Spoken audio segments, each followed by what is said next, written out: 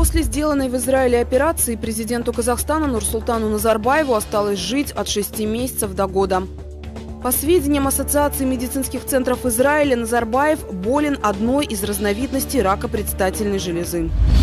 Трагическая болезнь владельца ТОО «Казахстан» может в конце концов привести страну к тому, что ее начнут разрывать на части. Желающих урвать свой куш более чем достаточно.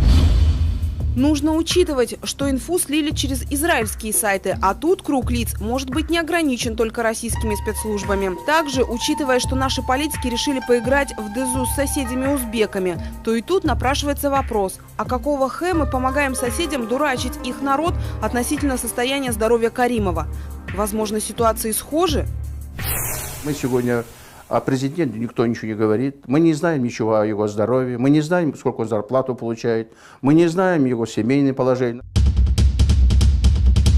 Может, действительно, хватит уже Аксакалу тягаться в абсолютизме со Всевышним, а пора приводить в порядок свои земные дела.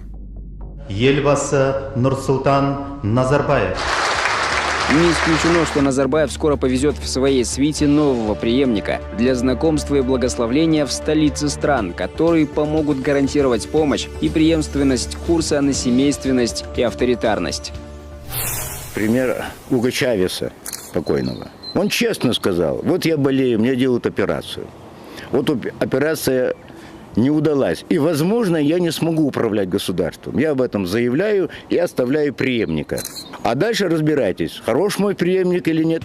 Гадкая новость о тяжелой болезни президента Назарбаева говорит о двух очевидных вещах. Первое. В Казахстане готовится большая провокация с целью дестабилизации страны. Второе. В окружении президента завелась крыса, заинтересованная в реализации первой цели. По нашим данным, сегодня формируется новый политический круг вокруг президента, который должен стать неким амортизатором и уравновешиванием слишком покосившейся властной, финансовой и политической конструкции.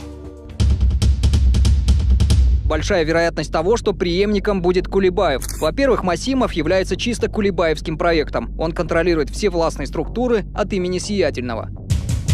Я ставлю на Абыкаева, Черненко, его преемник Первашев, Горбачев.